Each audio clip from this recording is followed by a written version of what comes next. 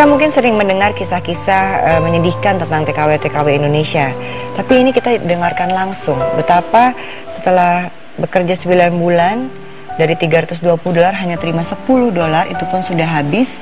Dan ketika pulang ke Jakarta, sebagaimana harusnya kepulangan TKW dari tempatnya dia bekerja sampai ke rumah itu ditanggung secara gratis, tapi ternyata harus dibayarkan dengan memuaskan 4 orang supir travel. Suami tahu nggak, Bu, Ibu jadi TKW? Tahu. Dan ketika pulang dari TKW akhirnya sampai dengan selamat di rumah setelah hal-hal yang menyebalkan itu terjadi, sampai di rumah suami gimana, Bu? Ya itu mungkin emang udah nasib saya pikir saya pulang ke rumah ke Indonesia, saya pengen ngadu nasib lagi, nyari rezeki di ibaratnya di negeri sendiri di Indonesia.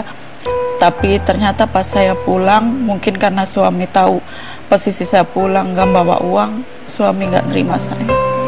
Gak nerima tuh gimana sih, Bu? Ya, jadi saya nggak diperbolehkan pulang ke rumah. Jadi saya pulang ke rumahnya, ke rumah orang tua. Jadi setelah meladeni 4 orang itu pulang ke rumah, ketemu suami lihat kamu nggak bawa uang, tidak diterima. Iya. Terus ibu akhirnya pergi ke rumah orang tua. Ke rumah orang tua. Ini sebenarnya keputusan ibu waktu menjadi TKW itu kenapa sih, Bu? Ya, awalnya karena rumah tangga saya itu, saya kan udah punya 3 anak, tapi suami saya itu kerjanya jadi malas-malasan. Jadi kalaupun ada kerjaan, kalau lagi mau kerja ya kerja, kalau enggak ya memilih buat tidur, kalau enggak ke sungai.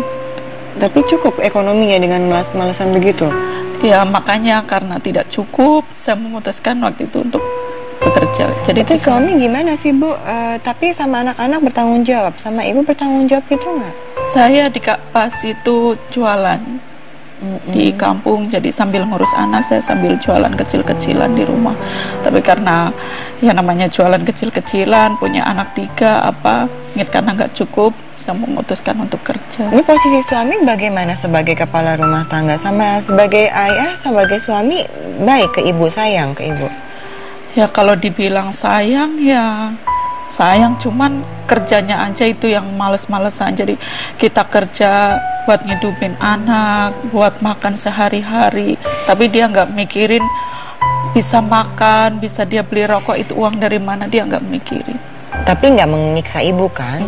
Nggak ada fisik, nggak ada KDRT, nggak ada pemukulan, nggak ada apa-apa.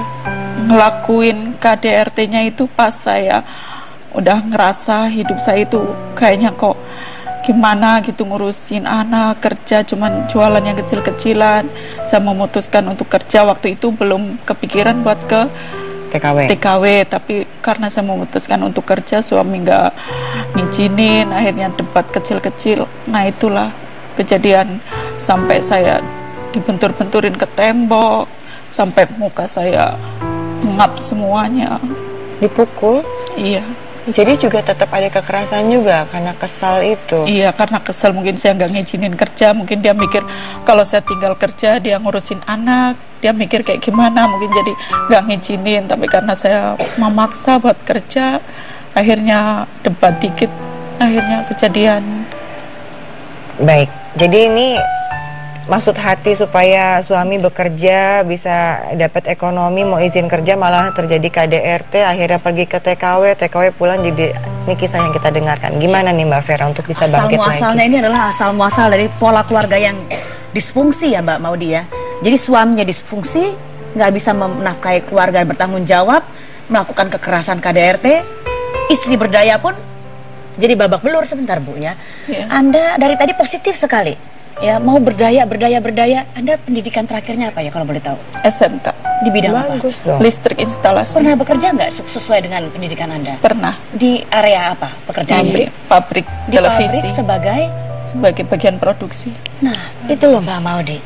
Jadi sebetulnya kalau saya perhatikan, Ibu, Anda sangat berdaya, Anda sangat positif. Di luar negeri Anda mampu tadi melindungi diri Anda sendiri dengan saya langsung ke KBRI, saya langsung minta perlindungan, pulang ke Indonesia. Sayangnya ya, banyak kasus-kasus domestik seperti ini. Jadi pekerja-pekerja domestik yang tidak dilindungi oleh negara, ya, kita lumpuh sebetulnya negaranya karena gagal melindungi perempuan-perempuan, anak-anak ya dari penyiksaan-penyiksaan seperti ini, padahal pendidikan tadi sudah baik. Saya senang ada positivitas di sini. Nanti kita lihat di segmen 5 deh. Bahwa sisi positifnya masih ada, Mbak Maudi. Mbak Oki. Ya, complicated sebenarnya. Tadi membahas mengenai, ya saya setuju dengan, karena tidak semua orang tahu langkah yang tepat untuk dilakukan. Tapi seperti yang Mbak lakukan tadi sudah tepat. Kabur, kemudian akhirnya melaporkan ke kedutaan, akhirnya bisa pulang. Kalau tadi menyambung pembicaraannya Mbak Vera mengenai negara yang lumpuh, mungkin saya akan bahas ada 3 orang nih yang Allah tidak akan ajak bicara. Kalau kita marah, Bu, saking marahnya kita nggak mau ngeliat muka orang itu lagi, betul nggak, Bu? Kita nggak mau ngajak bicara orang itu lagi. Begitu pula kalau Allah marah. Kalau Allah marah, saking marahnya Allah nggak mau ngajak orang itu bicara. Siapa itu? Ada 3 orang. Pertama, orang miskin yang sombong, orang tua yang berzina, dan 3 pemimpin yang zolim. Kebanyakan orang-orang bawah itu tidak mau melaporkan karena khawatir nanti kalau dilaporin, aku lapor ke polisi atau lapor kemana-mana, aku malah dipersulit lagi. Kebanyakan seperti itu. Nah, ini nanti khawatir tergolong para jajaran tinggi-tingginya ini tergolong orang yang zolim yang tidak akan diajak bicara oleh Allah Subhanahu wa Ta'ala.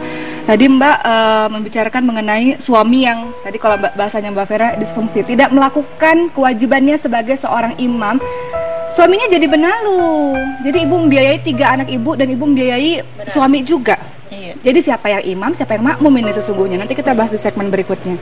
Baik, ini hal-hal banyak sekali yang harus kita bahas ya. Tapi untuk sesaat ini kita akan segera kembali. Setelah yang satu ini kita akan dengarkan penjelasan dari Mbak Vera dan Mbak Oki. Masih dalam Curahan Hati Perempuan.